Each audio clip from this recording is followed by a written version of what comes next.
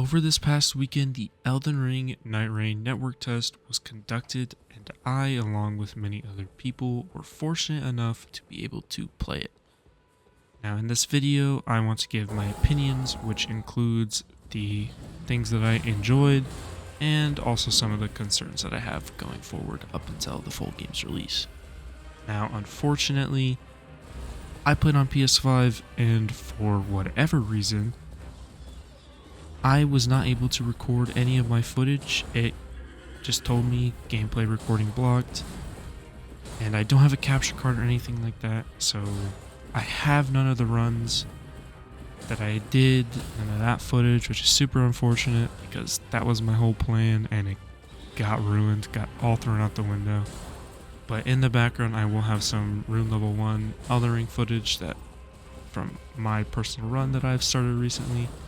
So hopefully that makes up for it, but it probably won't.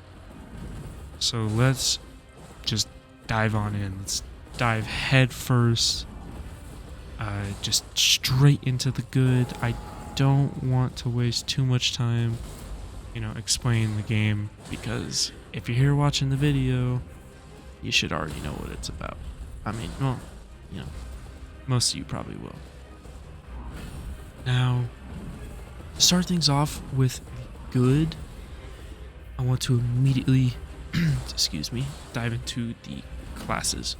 There are 4 classes you can choose from because this is a roguelike Souls game. And if you've played roguelikes, they have classes you can choose from, which every class all has different abilities, they're special at certain things. Doesn't change for this. There's Wilder, which I hope I'm pronouncing that correctly, Guardian, Duchess, and Recluse. Wilder is a strength dex with 2 abilities. One's a grappling hook and one's basically an arm cannon that Guts has. The Guardian is a defensive shield type of play style and has 2 abilities. One is a gust of wind that can knock down smaller enemies and stagger bigger enemies. And also, ultimate slams into the ground after he jumps up in the air and comes flying back down. Next is Duchess, which I'm not really sure what her one ability does. I'm pretty sure you attack and it's like a rewind thing, so they kind of take that damage and it rewinds them. And then her ability is basically the invisibility cloak from Harry Potter, which is super useful to revive teammates, and she's more of a fast-paced action class. Last but not least is the Recluse, which is a mage class. If you prefer magic, there you go. She has probably the most complicated moveset out of all of them, because you can combine all these different magical elements, and I personally didn't enjoy playing her, but that's just because I'm not a huge mage person. But if you are, I'm sure you'll have a great time figuring her out. But I can say they were all fun. I didn't personally think like any of the classes were just like, ugh, like you could have done something different. While obviously personally I don't enjoy mages, I just, that's just me. I didn't hate her though. I didn't hate playing as her. I enjoyed the Guardian. I enjoyed the Duchess. Each one has something good about it. So honestly, I think any of the classes are viable. I definitely think though, like the best one would be Wilder though. Just because he's just like a basic one strength dex. And he was my personal favorite just because strength builds are just my thing. So I preferred him over the others. But still, I wouldn't mind playing the others because none of them stuck out as a sore thumb. Like, that one sucks. I don't want to touch that. I feel like they were all pretty well balanced. I don't have a problem with any of them. I didn't think, holy shit, that person's ability is broken. That could be a problem. No, they were all really well balanced, and there's a time and a place to use each one of their abilities. They did a great job balancing them, and I don't know if they plan on adding more classes to the future. I know there's already a DLC plan for it, and if they do, that'd be really cool. An next thing, which was actually one of the concerns that I had going into it, was seeing the reuses of bosses. Now, for example, Morgott, number one generational hater, aspire to be like him. You fight him a total of 2 times in Elden Ring. 3 if you come across the one that, like, that's out, the little wanderer that he disguised himself as outside of Langdale. And seeing him, I was just kind of like, okay, you know, I've already fought you I don't know how many times. I've learned your moveset. I'm just going to kick your ass again. Yes, you're D1 hater, but I still kick your ass anyway. And that just kind of, you know, not that excited they were using big bosses like that, but oh well. So fighting him, my very first run, you know, I'm like, I already know this dude's moveset. I see him drop back, start throwing the daggers. I'm just like, okay, you know, he's going to throw like a couple, dodge. Okay, time to go attack. So he throws those 2, then he starts throwing another one, then he throws another one, then he throws another one, then he throws another one.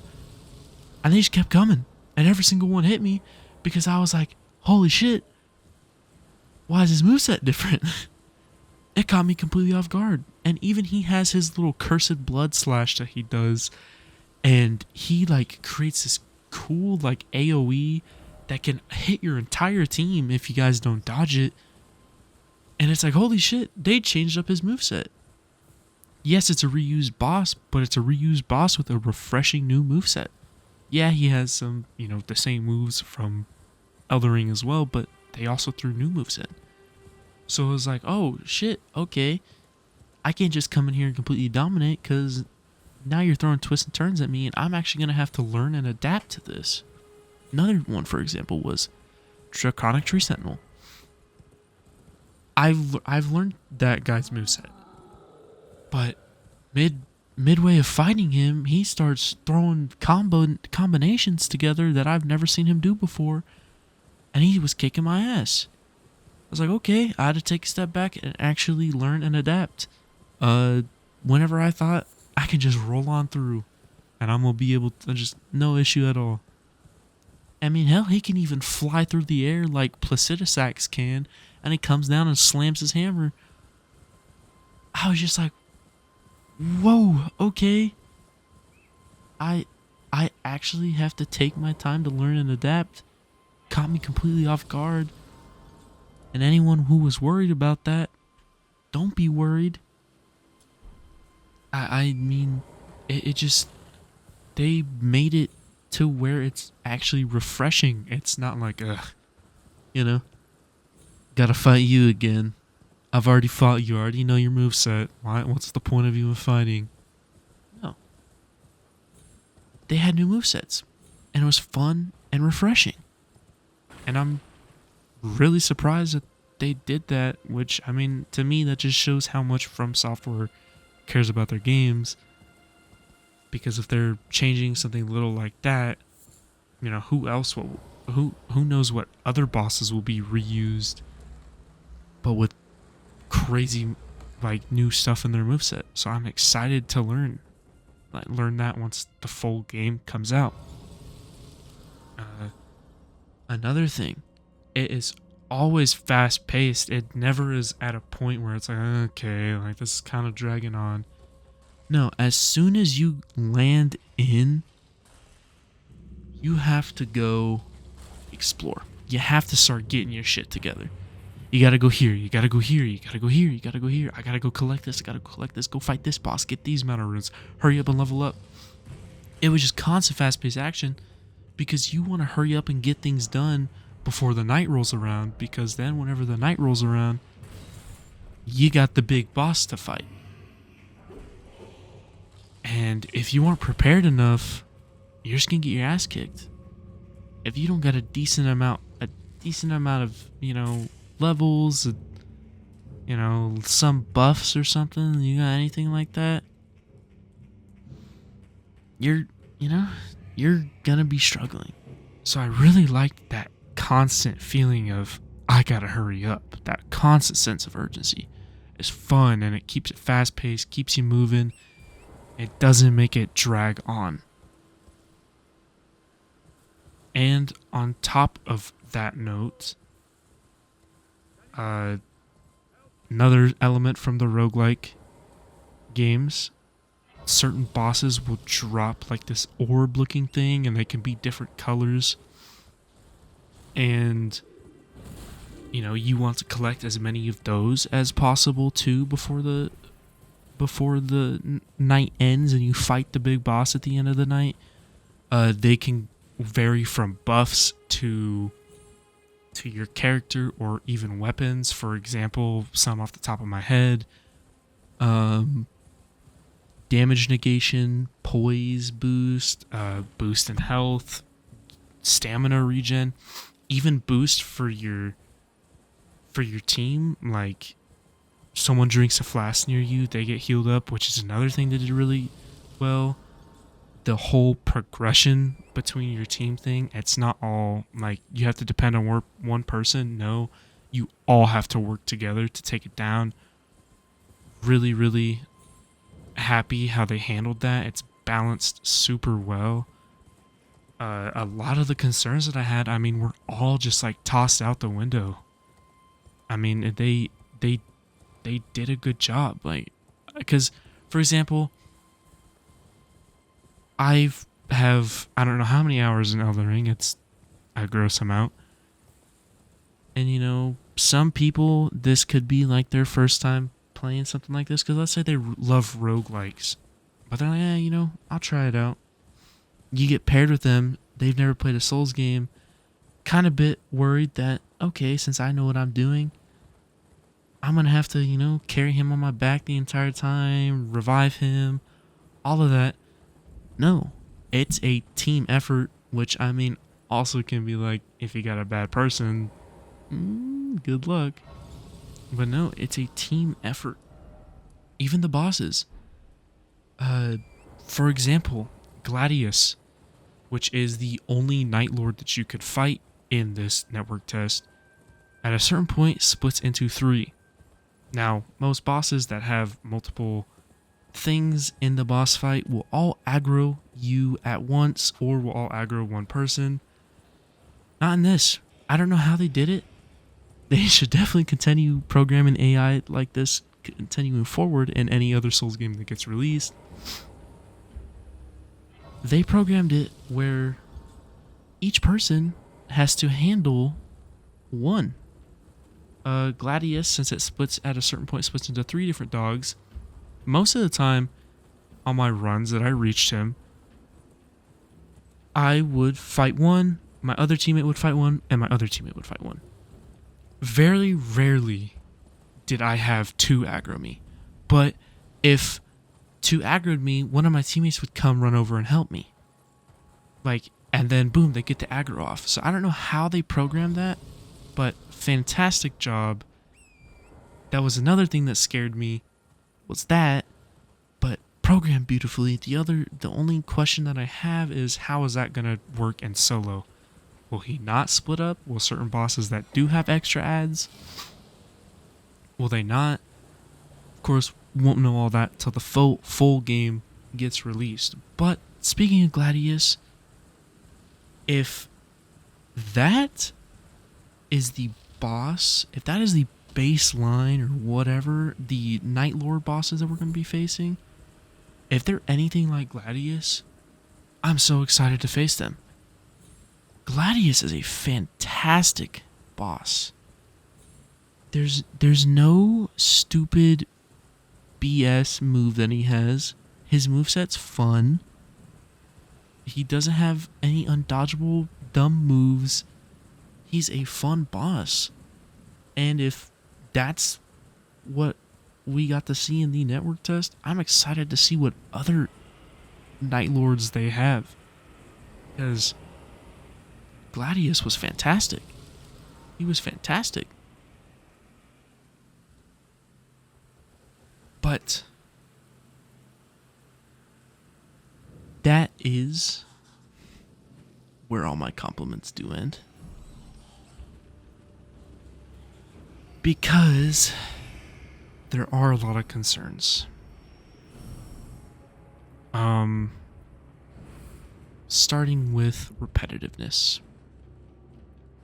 Now, I was having a good time, but at a certain point, I was just kind of like, okay, every run's going the same route.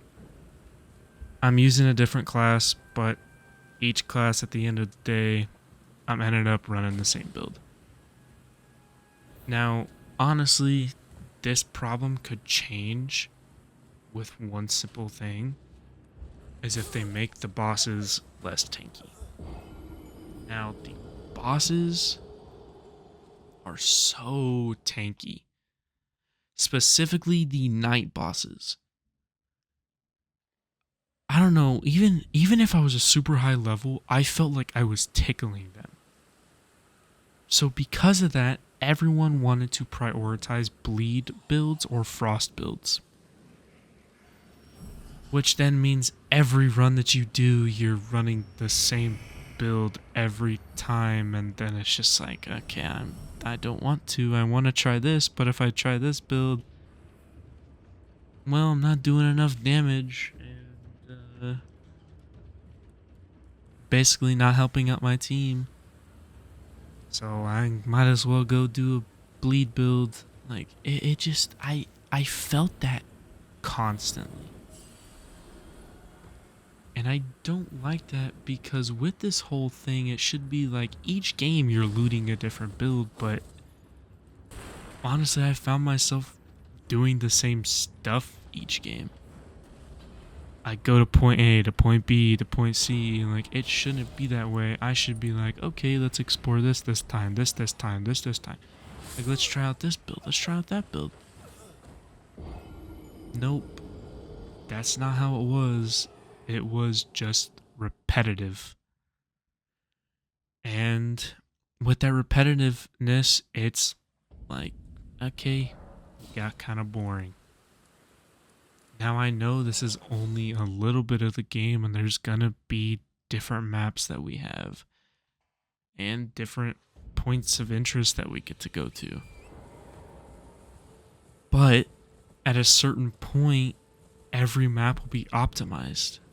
Just like in this, this map got optimized quickly, figured out the base route to run to be able to get set up quickly, and just kind of took the fun out of, exploring. Like, you knew which ruins or churches or caves you should go to, knew which bosses to fight that are the easiest to get runes, so you just ended up repeating the same thing over and over. And honestly, I feel like that's going to be the case for every map. You're just going to end up repeating the same process over and over and over for every map. Which it shouldn't be that way. Because if the whole point is to go around and loot and find things, I should be encouraged to try out a different build each time. But because of the tankiness, I was not encouraged. I was encouraged to go seek out a bleed build, go seek out a frost build, go seek out scarlet rot, go seek out poison. Which then, that means like, okay, take away the tankiness, then that will kind of encourage me to want to go and, okay, stray away from these builds. Because I tried my best to. But man, oh man, when I did, I don't know. I felt like I was doing nothing. Felt like I was doing absolutely nothing for my team. And I don't want that. Like, I want to be able to help out. So those two negatives, which are honestly the biggest ones, it just kind of like, the biggest one's the repetitiveness, because I honestly, deep down, which worries me, like, I think the game's gonna be fun, but I feel like it's a played every once in a while type of fun, which is kind of disappointing to say. Don't don't want to say something like that because I feel like at a certain point, I mean that like first week I'm probably gonna enjoy the hell out of the game, but at a certain point I'm like, okay, I've done this map so many times, I've done the same thing so many times, I'm tired of this, I don't want to play anymore. We can play this like every once in a while, unless they somehow manage to encourage variety or change it up enough in the full release. I mean, I guess we'll see. Then I don't see myself sinking as many hours into it as I have Elden Ring. And that sucks because I mean it's Elden Ring game. I was super excited for it. I mean I'm still excited for it. But you know, if that's getting taken away, like or that repetitiveness just happens every time, not as excited. Uh the other thing, which is just a small little nitpick, is not being able to, land anywhere. It just kind of throws you on there, which is pretty disappointing. But I would say the big thing is that repetitiveness. That will burn me out on the game quickly. And I hope they find a way to do something about it. I don't know if they will, but I hope they do. But honestly, that's my main concern, and that's the one reason why I can't just be full on board of the game. But I guess I'll just have to wait and see. I'm excited for it. I think it's gonna be I think it's gonna be fun for at least a little bit, but not fun enough to keep my attention for 200 plus hours. That's just my opinion.